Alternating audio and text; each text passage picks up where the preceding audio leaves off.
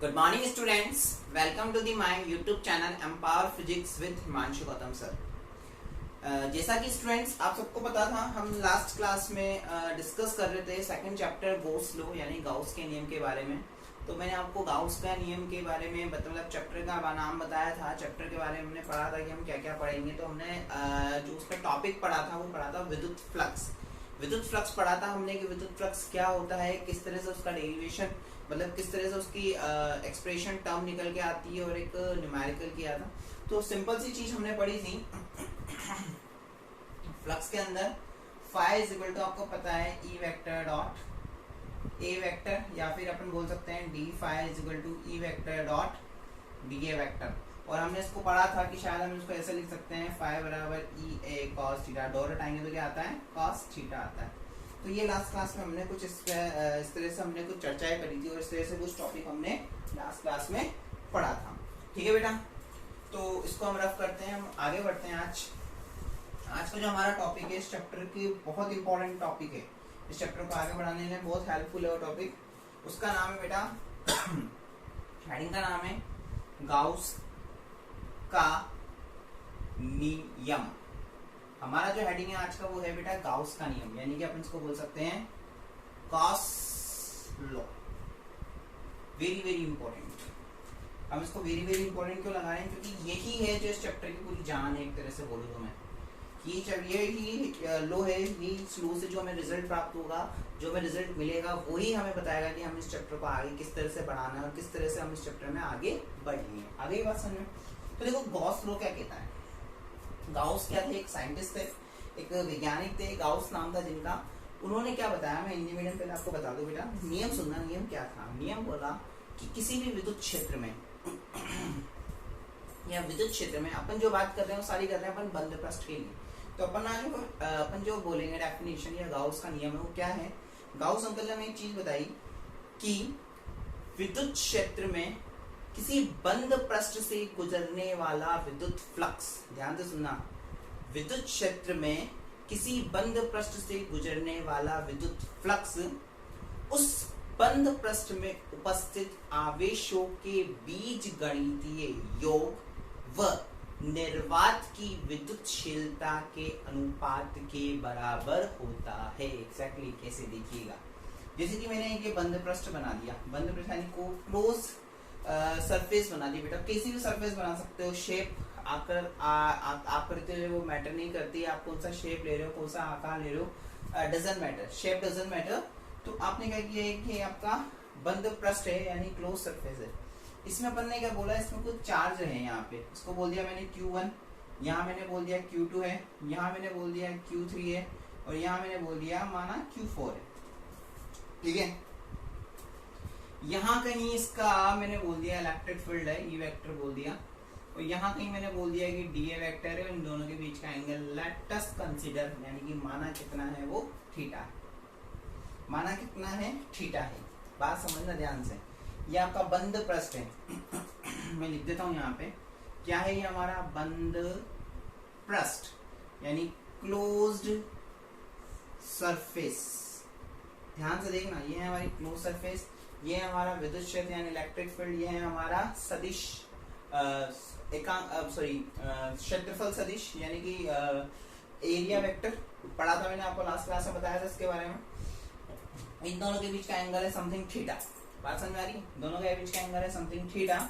और ये है इसके अंदर बंद पृष्ठ के अंदर आवेश रखे हैं Q1 Q2 Q3 Q4, कुछ भी हो सकते हैं, 10 हो सकते हैं, 50 हो सकते हैं, लाख हो सकते हैं, 1000 हो सकते हैं, कुछ भी हो सकते हैं। तो गाउस अंकल ने क्या बोला था कि इस क्लोज सरफेस, इंग्लिश मीडियम वालों को भी मैं बता दूं, गाउस अंकल ने क्या बोला था कि किसी भी कोई भी क्लोज सरफेस है, क्लोज सरफेस है आपका, क्लोज सरफेस है, उसके क्लोज सरफेस में से जो फ्लक्स निकलेगा फाई, वो जो फाई होगा वो क्या होगा, सम एल्जेब्रिक सम ऑफ चार्जेस जो कि क्लोज सरफेस के अंदर है। एल्जेब्रिक सम यानी इन जो आपको चार्ज दे रखे हैं इनका एल्जेब्रिक सम, और आपकी परमिटिविटी ऑफ वैक्यूम के रेशियो जो होगा वो किसके इक्वल होना चाहिए, फ्लक्स के इक्वल होना चाहिए, यानी कि फाई के इक्वल होना चाहिए। दैट मीन्स कैसे, इन्होंने बताया है किसी भी क्लोज सरफेस किसी भी बंद पृष्ठ से गुजरने वाला फ्लक्स फाई, यानी कि फ्लक्स जो है किसी भी क्लोज सरफेस से जो फ्लक्स निकलेगा ओके, वो फ्लक्स जो है वो क्या होगा, उस बंद पृष्ठ में उपस्थित आवेशों के बीच गणितीय योग, यानी कि उस क्लोज सरफेस में जितने भी चार्ज है उन सब की एल्जेब्रिक सम, यानी कि एल्जेब्रिक सम को क्या बोल दिया अपन ने, समीशन क्यू। एल्जेब्रिक सम को अपन ने क्या बोल दिया, समीशन क्यू या सिग्मा क्यू। और निर्वात की विद्युतशीलता परमिटिविटी ऑफ वैक्यूम के रेशो या अनुपात के बराबर होता है। तो ये जो है हमारे बीच क्या आया बेटा, वेरी इंपॉर्टेंट एक्सप्रेशन आया, दैट इज कॉल्ड गाउस का नियम। क्या बोलेंगे इसको अपन, गाउस का नियम। Phi is equal to summation Q upon epsilon naught. आपको पता है ये क्या है, निर्वात की विद्युतशीलता, ये मैं आपको बता चुके हैं, हमने चैप्टर नंबर 1 में पढ़ा है। परमिटिविटी ऑफ वैक्यूम, ठीक है। और ये एल्जेब्रिक सम ऑफ चार्ज, यानी कि आप क्या बोल सकते हो हियर, यानी कि यहाँ summation q is equal to क्या बोल सकते हो बेटा, कितना आ जाएगा, q1 plus q2 plus q3 plus q4 आ जाएगा। बोल सकते हैं अपन, वेरी इजीली बोल सकते हैं, क्या दिक्कत है, बोल सकते हैं ना बेटा, आ गया। अब देखो यहाँ पे हमें एक चीज और समझ में आ रही है, हमने अभी विद्युत फ्लक्स पढ़ा था, तो अब क्या बोल सकते हैं, बाय द डेफिनेशन ऑफ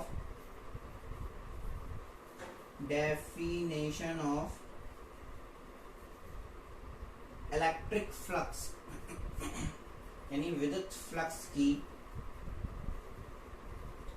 परिभाषा से क्या बोल सकते हो आप, विद्युत फ्लक्स की परिभाषा आप लोग जानते हो, फाई इज इक्वल टू क्या होता है, close surface E vector dot D A vector, हमने पढ़ा था लास्ट क्लास में पढ़ा था। तो इस फाई की वैल्यू उठा करके यहाँ पुट कर दें अगर अपन, तो हमारे पास क्या रिलेशन बन रहा है, देखो ये वैल्यू उठा करके यहाँ डाल रहे हैं, तो हमारे पास आ रहा है close surface integral E vector dot D A vector is equal to क्या आ गया, summation Q upon epsilon not.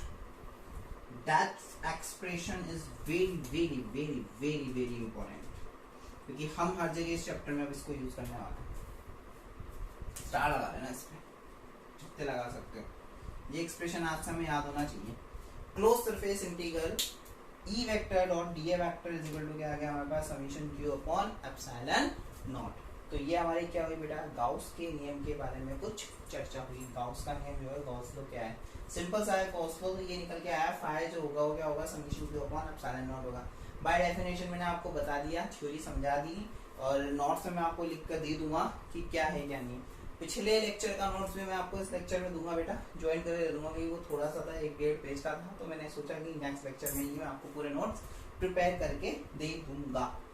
Is it clear, that is the Gauss law, यानी कि गाउस का नियम, ये आपके गाउस का नियम है बेटा, वेरी सिंपल, ठीक है। रफ कर देते हैं हम इसको, बात समझ में आ गई, इसको नहीं आई हो पॉज करके यहाँ से वापस रिपीट देखें, क्योंकि बहुत इंपॉर्टेंट है ये चीज, आपको समझ में आना बहुत जरूरी है, ठीक है बेटा। रफ कर रहा हूं मैं इसको, ये रफ कर देते हैं इसको।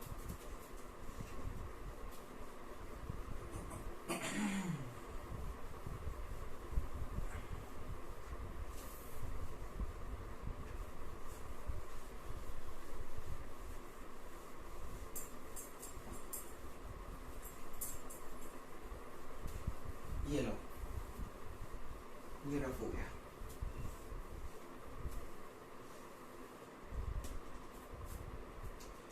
अगला हेडिंग आता है आपका गाउस के नियम से संबंधित थोड़ी हिंदी ठीक है बेटा मेरी, देख लेना तुम, ठीक नहीं है मतलब, संबंधित महत्वपूर्ण तथ्य। नेक्स्ट हेडिंग आता है गाउस के नियम से संबंधित महत्वपूर्ण तथ्य, यानी आप लिख सकते हो some importance points related to Gauss law, ठीक है ना। गाउस के नियम से संबंधित कुछ महत्वपूर्ण तथ्य या महत्वपूर्ण बातें हैं, कुछ इंपॉर्टेंट पॉइंट्स है कि गाउस के नियम में क्या होता है। तो सबसे पहला पॉइंट जो आता है बेटा, ध्यान से समझना इन चीजों को, कुछ वेरी वेरी इंपॉर्टेंट पॉइंट्स हैं, छोटी छोटी बातें, जिनसे कंपटीशन में बहुत सारे जगह क्वेश्चन बन जाते हैं। कि पहली बात तो अपन को पता है गाउस का नियम किस पे अप्लाई होता है, ओनली बंद पृष्ठ पे अप्लाई होगा, यानी क्लोज सरफेस पे अप्लाई होगा। ये आपका शेप बना दिया मैंने, यहाँ पे मैं चार्ज दे रहा हूँ Q1 Q2 Q3 Q4 और यहाँ मैंने दे दिया Q5 Q6, ठीक है, मैंने चार्ज दे दिया। तो गाउस का नियम जो बोलता है वो ये बोलता है कि गाउस का नियम में कि जो फ्लक्स होता है वो अलजेब्रिक सम होता है, किसका, अलजेब्रिक सम होता है किसका, जो क्लोज सरफेस के अंदर जो चार्ज प्रेजेंट है उसका। यानी कि ये जो होता है वो बीजगणितीय योग होता है उन आवेशों का जो बंद पृष्ठ के अंदर है। पृष्ठ के बाहर कोई भी आवेश हो, कितने ही चार्ज हो, कितने ही चार्ज प्रेजेंट हो, अवेलेबल हो, गाउस के नियम को उससे कोई लेना देना नहीं है, कोई मतलब नहीं है। बात समझ में आ रही है? क्योंकि गाउस के नियम की डेफिनेशन में ही यही बोला गया है, मैंने डेफिनेशन आपको बताई थी, दोबारा देख लेना, सुन लेना उसको, मैंने बताई थी। उसके अंदर यही था कि जो आपका फ्लक्स है, यानी कि जो आपका फ्लक्स है वो क्या होगा, उस बंद पृष्ठ में से गुजरने, यानी उस क्लोज सरफेस में से जो गुजर रहा है वो फ्लक्स किस पर डिपेंड करेगा, algebraic sum of charges which are present in closed surface, यानी कि उन पर डिपेंड है जो आवेश आपके बंद पृष्ठ के अंदर उपस्थित है। बात समझ में आ गई? Very important points. तो यहां पर आप लिखोगे phi is equal to summation q upon epsilon not, हमें लिखना पड़ेगा, एग्जैक्टली हमें लिखना पड़ेगा। तो यहाँ पे जो समीशन q की वैल्यू है हम लिखेंगे, वो क्या लिखेंगे, q1 plus q2 plus q3 plus q4।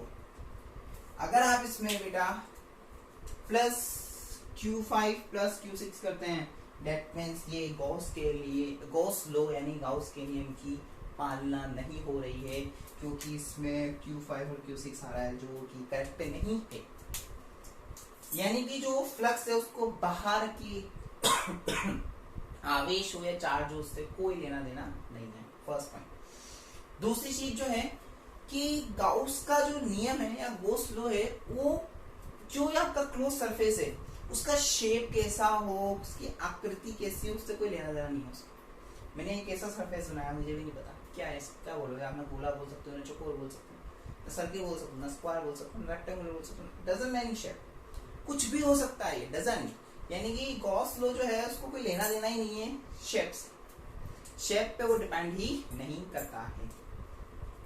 तीसरी चीज जो मैं बोलूं कि इसके अंदर से कोई इलेक्ट्रिक फील्ड निकल के गया है, यानी कि विद्युत क्षेत्र निकल के गया, तो ये जो विद्युत क्षेत्र है ना वो उतना ही होगा, जो बाहर है वही अंदर रहेगा। विद्युत क्षेत्र सब जगह, इलेक्ट्रिक फील्ड जो है वो हर जगह क्या रहेगा, एक समान रहेगा, सेम रहेगा। ऐसा नहीं है कि यहाँ पर अंदर की तरफ इलेक्ट्रिक फील्ड कुछ और होगा, बाहर की तरफ कुछ और होगा, नहीं। इलेक्ट्रिक फील्ड के बारे में अगर अपन बात करें तो इलेक्ट्रिक फील्ड जो है वो सब जगह, चाहे बाहर की बात करें हम, चाहे अंदर की बात करें, इलेक्ट्रिक फील्ड यानी विद्युत क्षेत्र है जो आपका हमेशा क्या रहने वाला है, एक समान रहने वाला है, एक जैसा रहने वाला है।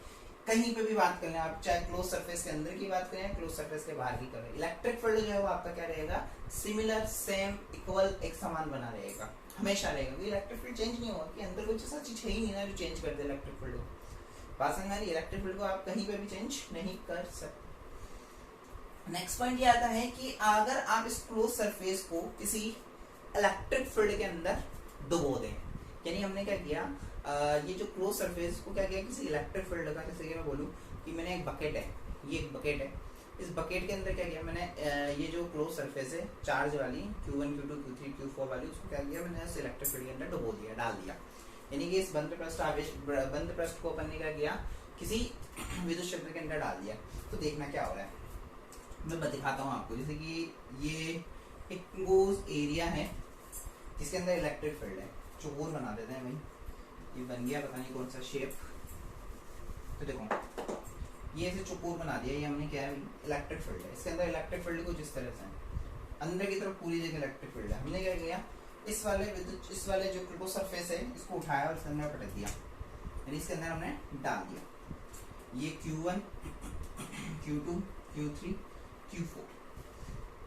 क्वेश्चन पूछा जाए इसके अंदर नेट इलेक्ट्रिक फ्लक्स यानी कि कुल फ्लक्स कितना होगा? सोच रखो, आंसर सोच के रखो आप लोग, मैं बताऊंगा अभी। आप लोग के पास आंसर सोच रहना चाहिए, पोज करके आप लोग बताओ कितना होना चाहिए। मन के अंदर सोच लो, अपने आप को बोल दो कि कितना होना चाहिए। इसके अंदर इलेक्ट्रिक कुल फ्लक्स कितना होना चाहिए?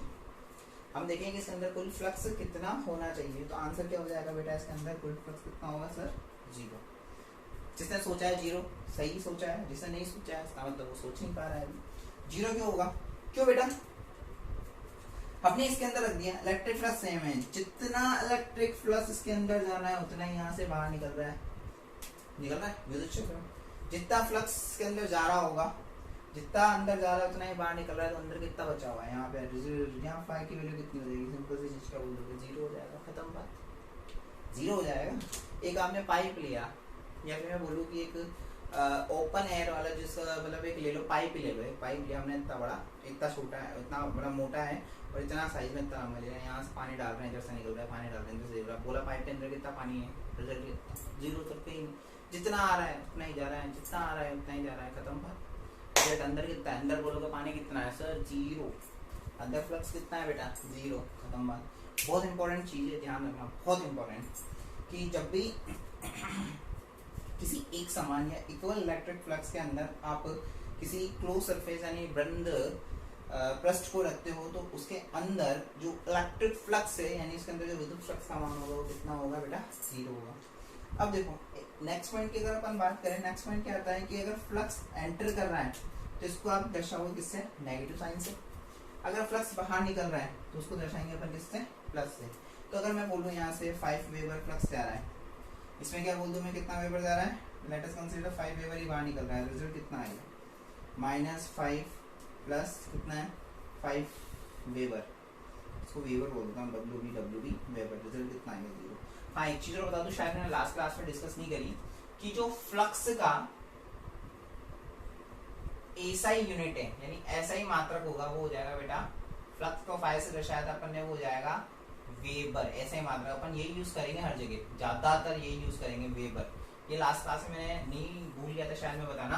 तो इसको आप लिखोगे वही यूनिट की जगह, यूनिट और मात्रक जहाँ लिखा थे वहीं इसको लिखोगे आप। एसआई मात्रक जो होता है वो क्या होता है? वेबर। बात समझ में आ गई? That is the weber. तो नेक्स्ट पॉइंट जो हमारा क्या हुआ है कि अगर किसी भी क्लोज सरफेस के अंदर अगर फ्लक्स एंटर कर रहा है, यानी कि अंदर जा रहा है, तो उसको शो करोगे आप माइनस से, और जहां से बाहर निकलता है दैट इज द प्लस। बात समझ में आ गई? That is the flux plus. Next point जो आता है वो है हमारा, मैं सारे पॉइंट को इतने प्यार से, इतने धीरे धीरे स्लोली समझा रहा हूँ कि आपको एक एक पॉइंट समझ में आ जाएगी क्यों हो रहा है, कैसे हो रहा है, ठीक है ना बेटा। नेक्स्ट पॉइंट की बात करें कि आपका जो गाउस का नियम है, आपका जो गाउस का नियम है वो बेटा दूरी के वर्ग के व्युत्क्रमानुपाती के सभी नियमों की पालना करता है। दोबारा बोल रहा हूँ मैं, गाउस का जो नियम है वो दूरी के वर्ग के व्युत्क्रमानुपाती जो रहते हैं उन सब के नियमों की पालना करता है, सिर्फ व्युत्क्रमानुपाती, समानुपाती की नहीं। जैसे कि मैं बोलूँ आपसे, मैं एग्जाम्पल बताता हूँ। आपने गुरुत्वीय क्षेत्र पढ़ा था, G इज इक्वल टू क्या पढ़ा था आपने? याद करो, सॉरी G नहीं, EG बोल देता हूँ मैं आपको। गुरुत्वीय क्षेत्र के बारे में बात करें तो EG इज इक्वल टू आपने क्या पढ़ा था बेटा? वहाँ पे G m1 m2 अपॉन क्या होता था? वहाँ पे r² होता था। देखो, यानी कि डिस्टेंस के स्क्वायर के इनवर्सली प्रोपोर्शनल जो भी कंटेंट होगा ना, सबके क्या होगा, सब जो है वो गॉस लॉ सबको क्या करेगा? फॉलो करेगा, सबके नियमों की अनुपालना करेगा। जो ये डिस्टेंस है, दूरी है, डिस्टेंस इसके वर्ग यानी किसका? स्क्वायर के इनवर्सली प्रोपोर्शनल, जो भी जितनी भी टर्म्स होगी सबकी क्या करेगा ये बेटा? अनुपालना करेगा, यानी सबको फॉलो करेगा। ये तो हो गया आपका, जैसे कि एग्जांपल बता रहा हूँ मैं आपका, गुरुत्वीय क्षेत्र यानी कि ग्रेविटेशनल फील्ड। सेकंड बात करूँ मैं इलेक्ट्रिक फील्ड की। इलेक्ट्रिक फील्ड की बात कर लें, विद्युत क्षेत्र हम पढ़ते आ रहे हैं, आप लोगों को पता है क्या होता है भाई? E इज इक्वल टू आप बोल सकते हो KQ अपॉन r²। देख लो यहाँ पे भी क्या है? r² है। नीचे क्या है आपके? यहाँ पे r² है ना, r²। अगर ये r² है दैट मीन्स ये क्या कर रहा है? गॉस लॉ को फॉलो करेगा। और थर्ड वाला आता है बेटा आपका मैग्नेटिक फील्ड, यानी कि चुंबकीय क्षेत्र, जिसके बारे में आगे पढ़ेंगे। तो ये तीनों को फॉलो करता है। तो इनको एक तो गुरुत्वीय क्षेत्र, एक विद्युत क्षेत्र और एक चुंबकीय क्षेत्र, तीनों क्षेत्रों को ये बहुत अच्छे से फॉलो कर लेता है। और फॉलो करके ये मतलब एक बहुत 1 नंबर मार्क्स में क्वेश्चन बन जाता है कि गाउस का नियम किन क्षेत्रों को या फिर विद्युत क्षेत्र किस नियम की पालना करता है। आ जाए गाउस के नियम की, एग्जैक्टली गाउस के नियम की पालना करता है। क्वेश्चन भी है आपके बुक में दे रखा है कि गाउस का नियम स्क्वायर मतलब व्युत्क्रम वर्ग के नियमों की पालना करता है या नहीं। ऐसा क्वेश्चन एग्जाम में आया एक बार 2015, 16, 17 में कुछ ऐसे एक आइडिया, मेरे को कंफर्म नहीं कौन सी में आया पर आया है 1 मार्क्स में। तो आंसर हो जाएगा सिर्फ ये व्युत्क्रम के नियमों की यानी वर्ग के दूरी के वर्ग के व्युत्क्रम के नियमों की क्या करता है, पालना करता है, समानुपाती के नहीं करता है। यानी कि ये डिस्टेंस के स्क्वायर के इनवर्सली प्रोपोर्शनल की क्या करता है, उसको फॉलो करता है, बाकी चीज़ों को फॉलो नहीं करता है। तो ये क्या हो गया बेटा आपके गाउस के नियम से संबंधित महत्वपूर्ण पॉइंट्स हो गए, important points related to Gauss law. ठीक है, ये सारे के सारे जो नियम से मैंने जितने भी बताए आपको सब नोट्स में मैं प्रॉपर दे दूंगा आपको। तो ये सारे के सारे वेरी इंपॉर्टेंट पॉइंट्स हैं। एक वेरी इंपॉर्टेंट पॉइंट ये भी ध्यान मिला ना, ऐसा यूनिट शायद मैं लास्ट क्लास में डिस्कस करना भूल गया था, मुझे अच्छे से याद नहीं है कि मैंने करा था नहीं करा, बट नहीं करा हो तो मैंने अभी आपको बता दिया। That is the SI unit of flux, that is weber. क्या बोल देंगे हम इसको, weber. Is that clear? Good. इसको रफ करते हैं बेटा, चलो ठीक है रफ कर देते हैं हम इसको।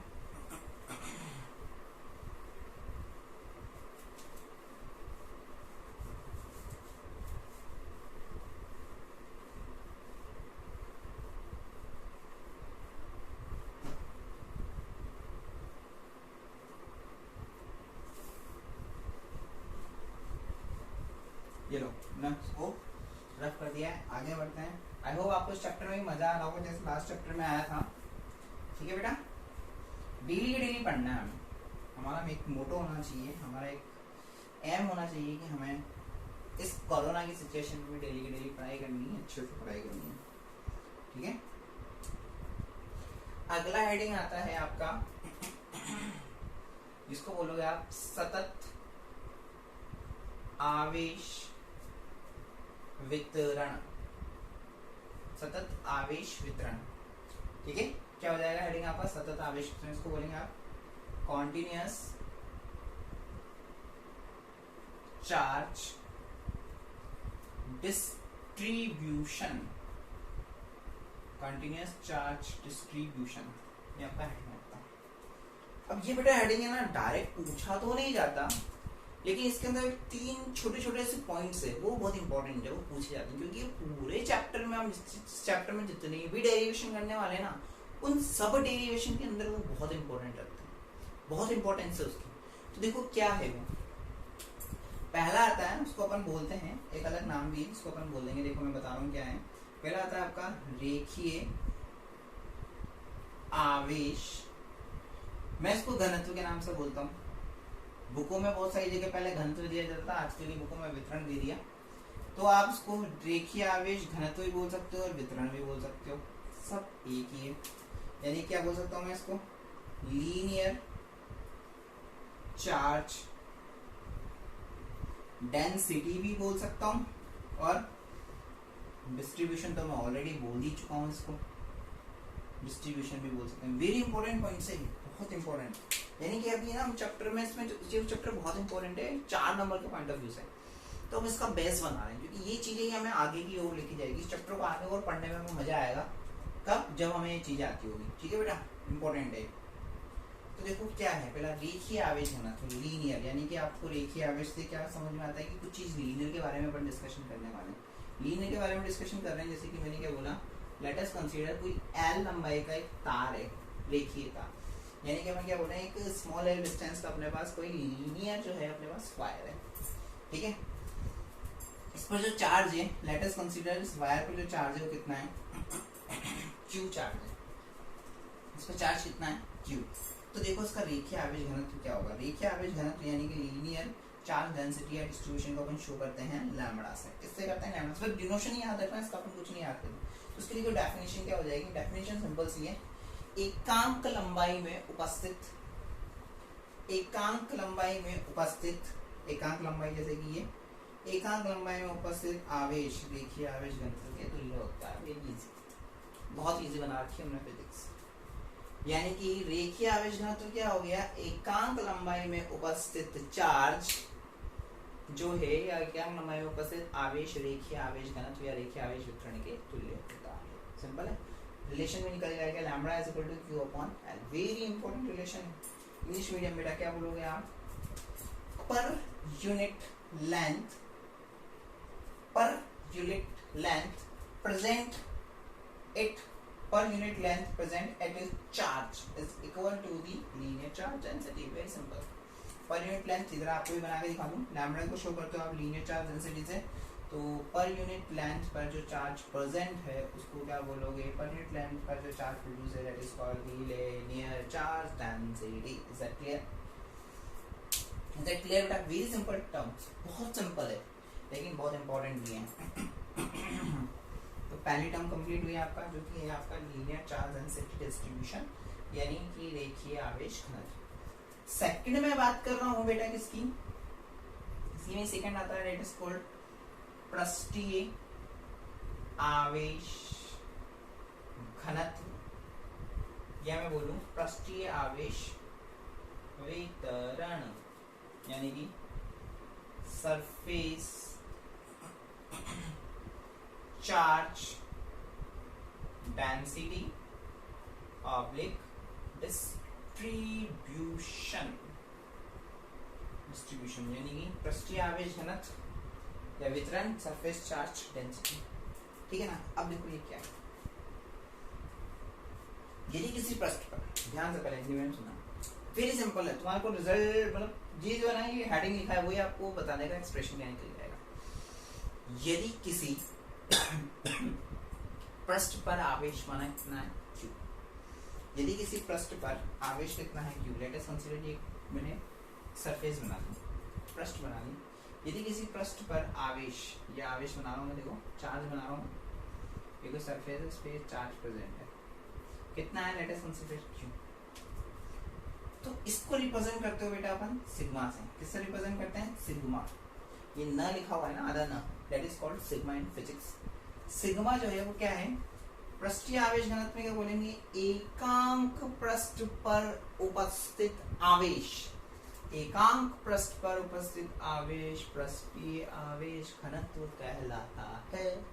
वेरी इजी, कितना इजी है देखिए आप, एकांक पृष्ठ पर उपस्थित आवेश क्या कहलाता है आपका, पृष्ठीय आवेश घनत्व कहलाता है, यानी कि per unit surface it present charge are equal to या are called surface charge density, या charge present at, sorry charge correct, charge present at per unit area या per unit surface is equal to the surface charge density. So many languages are called in definitions, but in this simple way we are recommend. Okay beta, क्या आ गया simple से, the charge present on the surface at per unit surface is equal to charge surface charge density. Hindi medium में बहुत simple है, आसान है बोलना, क्या, एकांक पृष्ठीय क्षेत्रफल पर उपस्थित या एकांक क्षेत्रफल पर उपस्थित आवेश पृष्ठीय आवेश घनत्व कहलाती है। एग्जाम्पल ले लेते हैं, यही एग्जाम्पल लेता हूँ, मैंने एक सरफेस गोला लिया है बेटा मैंने, इसके लिए लिखूंगा मैं, क्या लिख दूंगा, sigma is equal to Q upon A. आपको पता है गोले का क्षेत्रफल, यानी कि मैं बोलूं कि एरिया ऑफ स्फीयर क्या होता है, आप सबको पता है, ए की वैल्यू कितनी हो जाएगी, 4 pi r square, value put करेंगे, sigma is equal to Q upon 4 pi r square. Is it clear? तो सिग्मा क्या आ गया आपके पास, q upon 4 pi r square. ये आपने किसके लिए लिया है, गोले के लिए, सरफेस के, सॉरी स्फीयर के लिए। अगर यहाँ वृत्त होगा, सर्किल होगा, तो क्या आ जाता, क्या होता है क्षेत्रफल सर्किल का, आपको सबको पता है, पाई आर स्क्वायर कर देते हैं, क्षेत्रफल हो जाता सर्किल का, वृत्त का। ऐसे कुछ और शेप होगा, बैलन आ गया, सिलेंडर आ गया, ठीक है, त्रिभुज आ गया, ट्राइंगल आ गया, व्हाटएवर जो भी शेप आ जाए उसके लिए आप क्या करते हो, पृष्ठीय आवेश घनत्व निकाल सकते हैं, वेरी इजीली निकाल सकते हैं। ठीक है बेटा, तो ये दो चीजें हो गई। पहली थी आपकी linear charge density, that is another one is surface charge density, यानी कि रेखीय आवेश घनत्व और पृष्ठीय आवेश घनत्व। ठीक है बेटा। अब तीसरा और लास्ट जो बचता है वो आता है, ये वेरी इंपॉर्टेंट। देखो कितने इजी आपको लग रहा है, बहुत इजी है, ये भी इजी लग क्या रहा है इसमें। ठीक है,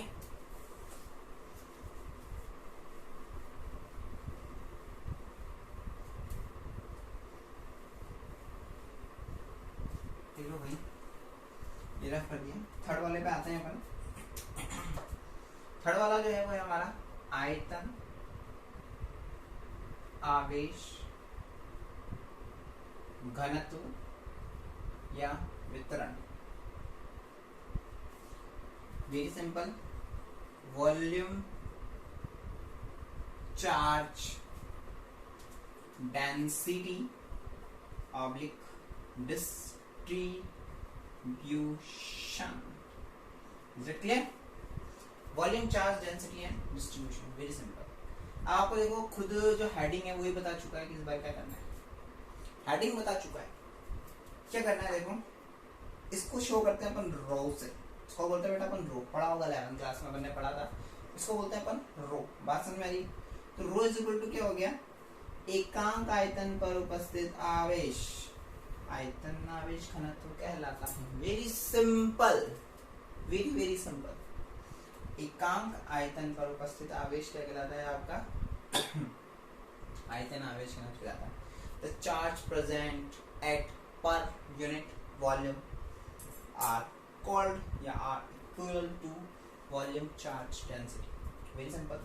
ठीक है, ध्यान रखना एक्सप्रेशन। पहला था lambda is equal to Q upon L, second था sigma is equal to Q upon A, third है rho is equal to Q upon V. Very important है बेटा, वेरी वेरी इंपॉर्टेंट। ये मैं सोचा सब लगा नहीं रहे तो इंपॉर्टेंट नहीं होगा, वेरी इंपॉर्टेंट। एग्जाम्पल ले लेते हैं, गोले का स्फीयर का ले लेते हैं। अंदर चार्ज है ये आपकी, ठीक है, ये अंदर चार्ज हो गया, क्यू मान लिया। निकालो, रो इज इक्वल टू क्या आ जाएगा, क्यू अपॉन वी। आपको पता है गोले के लिए वी कितना होता है, 4/3 पाई आर क्यूब। बच्चा बच्चा जानता है, नहीं पता हो तो याद कर लेना बेटा। Q is equal to value कितनी आ गई, अंदर पुट कर दिया 4/3 पाई आर क्यूब। तो इसको कैसे लिख सकते हैं, 3 ऊपर चला जाएगा, रो इज इक्वल टू कितना आ गया 3q upon 4 pi are cube. खत्म कहानी। आगे कहानी समझ में कितनी सिंपल है। ठीक है बेटा, तो ये हो गया आपका आयतन आवेश घनत्व या वितरण, यानी कि वॉल्यूम चार्ज डेंसिटी। सिंपल है, कहानी समझ में आती जा रही है। क्या कर रहे हैं अपन, क्यों कर रहे हैं, कैसे कर रहे हैं। ठीक है, तो ये आपकी 3 इंपॉर्टेंट चीज होगी जो कि हमारे चैप्टर का बेस बनाएगी। इस चैप्टर को हमारे पढ़ने के लिए आगे बताएगी कि हम इसको और कितने अच्छे से किस तरह से पढ़ेंगे तो हमारे बहुत यूज आएगी। ठीक है बेटा, मैंने एग्जाम्पल दे के भी बता दिया आपको किस तरह से अपन इसको डाल सकते हैं। रफ कर रहा हूँ मैं इसको। अब आगे बढ़ते हैं अपन। वेरी इंपॉर्टेंट चीज, मतलब इतनी भी नहीं है वो, पर सिलेबस में दे रखी तो हमें इसको पढ़ना पड़ेगा। हेडिंग आता है हमारा गाउस के नियम की कूलाम के नियम की सहायता से व्युत्पत्ति। मतलब ये साइंटिस्ट लोग ऐसे थे कि इनको ना खुद के नियम बना के ना शांति नहीं मिली। इन्होंने क्या कहा कि गाउस का नियम तो बना तो लिया, लेकिन कूलाम को जिसे पता चला कि गाउस अंकल ने अपना एक नियम बताया है, तो कूलाम अंकल को थोड़ा सा क्या दिक्कत हुई। बोला कि मैं भी गाउस का नियम निकालूंगा, लेकिन मैं अपने तरीके से निकालूंगा, मैं कूलाम के नियम से ही निकालूंगा, मैं नहीं निकालूंगा गाउस की तरह से। गाउस ने एक सिंपल सा स्टेटमेंट दिया था जो कि मैंने आज के लेक्चर के स्टार्टिंग में बताया आपको। लेकिन जो कूलाम अंकल थे ना, उनको एक चीज बुरी लग गई, तो उन्होंने क्या किया, मैं अपने तरीके से इस नियम को बनाऊंगा, निकालूंगा, उसका डेरिवेशन करूंगा।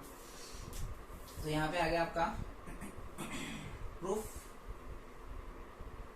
Of Gauss law using coulombs law, यानी कि कूलाम्स लॉ को यूज करते हुए हमें गॉस लॉ क्या करना है बेटा, डिराइव करना है आज। यानी कि डिराइव करने जा रहे हैं हम किसको, गोस लॉ को with the help of Coulomb's law. देखो सबसे पहले डेरिवेशन करते हैं, स्टार्टिंग करते हैं। वेरी इजी बेटा, मेरे पैटर्न से देखोगे तो देखना मैं कितना इजी बनाता हूँ इसको।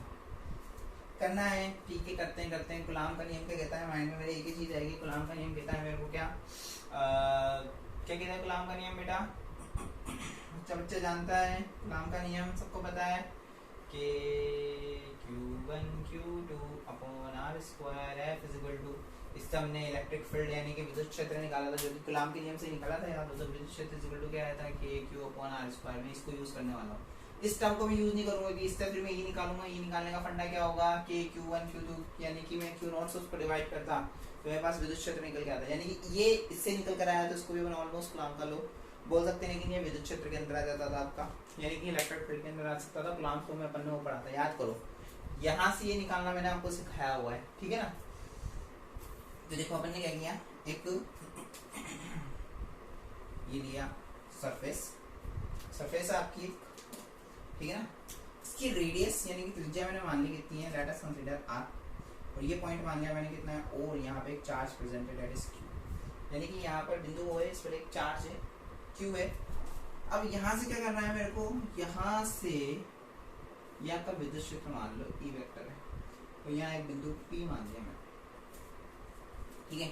और इसी लाइन पर मैंने एक अल्पांश सदिश यानी कि area vector that is called dA मान लिया, ये मैंने मान लिया। डायग्राम बना रहा हूँ, ठीक है। क्यों बनाया, क्योंकि मेरे को ये डायग्राम बनाने की जरूरत पड़ी, क्योंकि मैं कुछ दूरी पे लेके जाऊंगा तभी मेरा E is equal to k upon r square निकल के आएगा। अदरवाइज क्योंकि 2 पॉइंट एक कुछ डिस्टेंस पे यानी कुछ दूरी पर रखे होने चाहिए, कुछ आवश्यक, तभी अपन कूलम्ब का नियम लगा पाते हैं, ठीक है। तो अपन क्या बोल सकते हैं विद्युत क्षेत्र की परिभाषा से, यानी कि बाय द डेफिनेशन ऑफ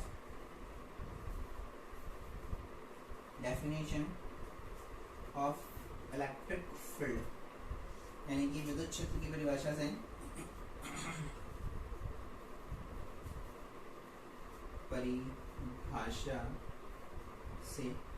आप लोग बोल सकते हो बेटा E vector is equal to क्या आ जाएगा k q upon r square, और ये क्या आ गया r कैप। यहाँ बोल सकते हैं यहाँ r कैप त्रिज्यी दिशा में एकांक सदिश है।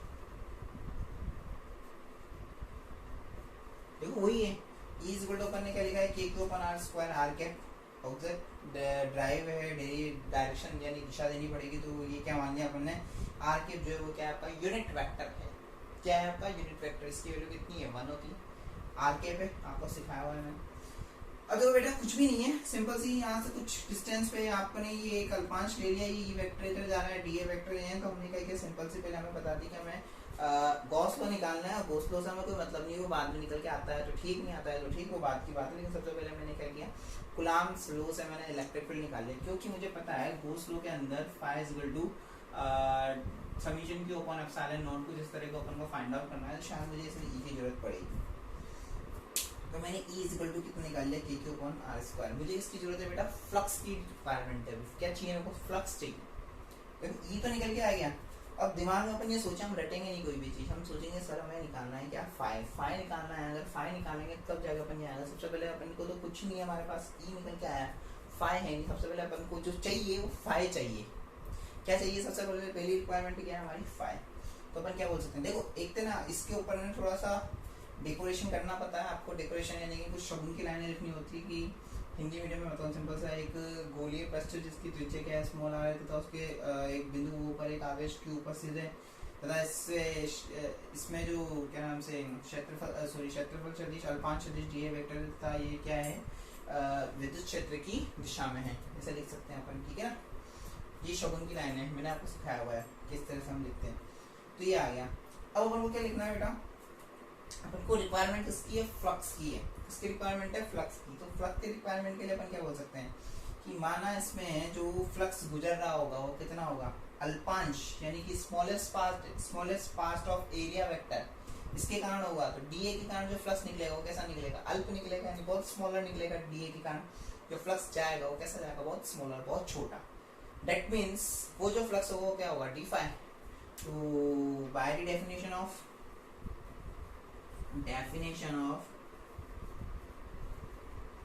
इलेक्ट्रिक फ्लक्स यानी कि विद्युत फ्लक्स की परिभाषा से क्या बोल सकते हैं हम कि D phi is equal to क्या होता है E vector dot D A vector. पढ़ा है अपन ने ये चीज आपके लिए नई नहीं है बेटा। D phi is equal to E vector dot D A vector. अब देखो आगे की हमें थोड़ी सी नॉलेज मिल रही है, आगे से हमें क्या करना है। अब इस ई वेक्टर की वैल्यू उठा करके हम यहाँ पटक दें तो देखो अपने पास क्या मिले, D phi is equal to क्या आ गया, ई वेक्टर की जगह वैल्यू रख दी मैंने के क्यू अपॉन आर स्क्वायर, यहाँ पर है R cap dot D A vector. आप सबको पता है के इज इक्वल टू कितना होता है 1/4 पाई एप्सिलॉन नॉट। इस के को यहाँ पुट कर दें, D phi is equal to अपने पास आ रहा है 1/4 pi epsilon naught Q upon R square R cap dot D A vector. यहाँ हियर ये जो मैं बात बताने जा रहा हूँ ना बेटा, very very very very very important, बहुत इंपॉर्टेंट है। इतनी बार वेरी बोला है नहीं कि कुछ है। अब मैं इसकी वैल्यू आपसे पूछना चाहता हूँ कि इसकी क्या वैल्यू होगी। अगर कोई बच्चा बताना चाहे तो खुद पॉज करके इसकी वैल्यू पुट करें। इसकी वैल्यू कितनी होगी, R cap dot D A vector हमें वैल्यू निकालनी है। यही बहुत इंपॉर्टेंट चीज है यहाँ पे, जो कि मैं एक ही बार बताऊंगा और यूज बार बार होगी, पूरी फिजिक्स में होगी end of the chapter, end of the syllabus तक। R cap dot D A vector क्या है, वैल्यू कितनी होगी। देखो त्रिज्य दिशा में एकांक सदिश, त्रिज्य दिशा यानी कि आर यहाँ पे भी है तो यहाँ पे भी हो सकता है, ये भी त्रिज्या ही है इसकी, ये भी इसकी रेडियस ही है, रेडियस ही है तो ये भी रेडियस है। तो ई वेक्टर इधर, रेडियस वेक्टर इधर, डी ए भी आपका इधर, दोनों सेम ही है। ये मैंने डी ए इतना बनाया मतलब ये नहीं है डी ए जो है इस लाइन के ऊपर, ये दोनों सेम दिशा में ई और डी ए वेक्टर, ठीक है ना। तो देखो डॉट का मतलब होता है कॉस थीटा, डॉट का मतलब क्या होता है कॉस थीटा। आर कैप की वैल्यू कितनी होती है, that is the unit vector यानी एकांक सदिश, तो इसकी वैल्यू कितनी हो जाएगी 1। तो क्या लिखा मैंने 1। डी ए वेक्टर हटा रहे हैं तो वेक्टर हट गया 1 इंटू डी ए कॉस, दोनों की डायरेक्शन कितनी है, आर भी इधर डी ए भी इधर, थीटा इज इक्वल टू कितना हो जाएगा, दोनों की direction same, theta is equal to कितना हो जाएगा 0 डिग्री। तो कितना आ गया कॉस 0 डिग्री। वैल्यू कितनी निकल के आएगी 1 इंटू डी ए कॉस 0 की वैल्यू कितनी होती है 1। तो r cap dot D A vector कितना निकल के आ गया मेरे पास d A. Very very important result, बार बार नहीं बताऊंगा मैंने आज बता दिया पूरी डिटेल में। R cap dot D A vector की वैल्यू कितनी हो जाएगी डी ए। तो ये वैल्यू उठा करके अगर मैं यहाँ पुट कर दूं तो मेरे पास क्या रिजल्ट मिल रहा है, D phi is equal to 1/4 pi epsilon naught. देखना रिजल्ट अपने आप निकल करके आएगा, क्यू अपॉन आर स्क्वायर क्या आ गया इसकी जगह डी ए। ये हमारे पास अब तक रिजल्ट निकल के आया, ठीक है बेटा, ये रिजल्ट निकल के आया। अब क्या है, ये तो स्मॉल है, स्मॉल फ्लक्स है, पूरा फ्लक्स निकालना है क्या निकालना है अपन को, संपूर्ण फ्लक्स, संपूर्ण फ्लक्स यानी क्या बोलूं मैं, net flux, net flux find out करना है। नेट फ्लक्स निकालना है तो क्या करना है, मैंने बता रखा है। संपूर्ण निकालना है तो क्या करना है, इस पूरे का क्या कर दूं मैं, पूरे का समाकलन, इंटीग्रेशन, बंद पृष्ठ, क्लोज सरफेस इंटीग्रल करूंगा तो बंद पृष्ठ समाकलन करूंगा तो क्या आ जाएगा, देखो इसका कर दिया मैंने डी फाई, देखते चलो इसका क्लोज सरफेस इंटीग्रल कर लिया, क्लोज सरफेस इंटीग्रल क्या आ गई value 1/4 pi epsilon naught Q upon R square, ये डी ए आ गया। इसका समाकलन यानी इसका डिफरेंशिएशन क्या हो जाएगा, इंटीग्रेशन क्या हो जाएगा डी फाई का, सीधा सीधा फाई हो गया। और यहाँ पे देखो क्या क्या चीज कांस्टेंट है आपका, 1/4 pi epsilon naught constant, Q upon R square, Q भी कांस्टेंट आर भी कांस्टेंट, सब बाहर आ जाएगा। तो 1/4 pi epsilon naught constant, Q upon R square भी बाहर आएगा, अंदर क्या रहेगा close surface integral D A vector. अब ये किसको रिप्रेजेंट कर रहा है, इसके एरिया को, इसके क्षेत्रफल को। क्लोज सरफेस इंटीग्रल किसको रिप्रेजेंट कर रहा है, आपने पढ़ा होगा, आपको 11th क्लास में पढ़ाया गया होगा। ये किसको रिप्रेजेंट कर रहा है बेटा, एरिया यानी कि सदिश, सॉरी क्षेत्रफल को किसको रिप्रेजेंट कर रहा है, ये आपके किसको बता रहा है, ये आपका क्षेत्रफल यानी कि इसका क्षेत्रफल कितना होना चाहिए, ए क्या है आपका क्षेत्रफल सदिश जो कि इतना सा है। अभी इतना सा पॉइंट लिया अपन ने, पूरे का निकालना है तो ये क्या आपके पास एक गोला है, गोले का क्षेत्रफल बच्चा बच्चा जानता है क्या होता है, यानी कि क्या है, स्फीयर, स्फीयर का आपको क्या निकालना है, एरिया। तो डी इक्वल टू वैल्यू कितनी हो जाएगी, आप सब जानते हो 4 पाई आर स्क्वायर। कितनी हो जाएगी वैल्यू, 4 पाई आर स्क्वायर। ये वैल्यू उठा करके क्या करो, दो यहाँ पुट कर दो, फाई इक्वल टू देखो 1/4 pi epsilon naught Q upon R square, और ये वाली वैल्यू उठा करके यहाँ रखेंगे तो हमारे पास क्या आएगा, 4 पाई आर स्क्वायर आ गया। देखो कुछ कैंसिल हो रहा हो तो काट दो, 4 पाई से 4 पाई मर गया, आर स्क्वायर से आर स्क्वायर मर गया। फाई इक्वल टू मेरे पास क्या बचा, क्यू अपॉन एप्सिलॉन नॉट। शायद आपको पता लग गया होगा कि हमें जो निकालना है क्या वो निकल कर आ गया, phi equal to Q upon epsilon naught. क्या यही आपका गाउस का नियम है, क्या ये आपका गाउस लॉ है? एग्जैक्टली सर यही तो है, phi equal to summation Q upon epsilon naught. यहाँ पे समेशन क्यू की वैल्यू कितनी है, एक ही क्यू है, एक ही क्यू है, क्यू की वैल्यू समेशन क्यू की वैल्यू कितनी है, क्यू। दैट्स व्हाई आपके पास रिजल्ट क्या आएगा, phi equal to Q upon epsilon naught. Solve. Easy है ना, बहुत सिंपल मेथड है बेटा, आप सब बच्चे बोर्ड पे देख लीजिए इसको बहुत आराम से देख लीजिए इसको, अच्छे से देखना, नोट्स आपको मिल जाएंगे इसी लेक्चर में।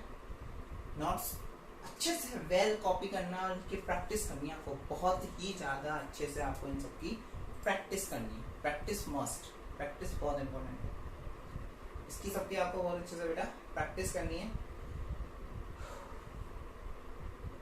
समझ में आ गई बात, कोई दिक्कत, किसी प्रकार की कोई दिक्कत है बेटा, नहीं है?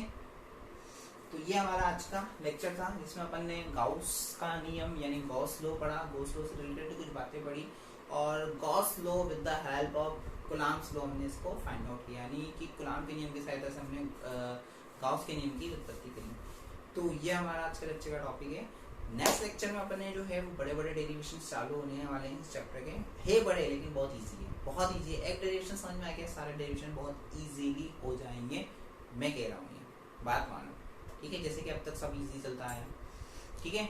तो आप लोगों के लिए बेटा एक ही वर्क है अभी, तो इससे रिलेटेड न्यूमेरिकल को आपकी बुक में तो करिए, आपकी बुक में न्यूमेरिकल्स को, बाकी इनको डेली के डेली आप पढ़िए अच्छे से, एंड घर पे रहो, सुरक्षित रहो, स्टे होम, सेफ होम।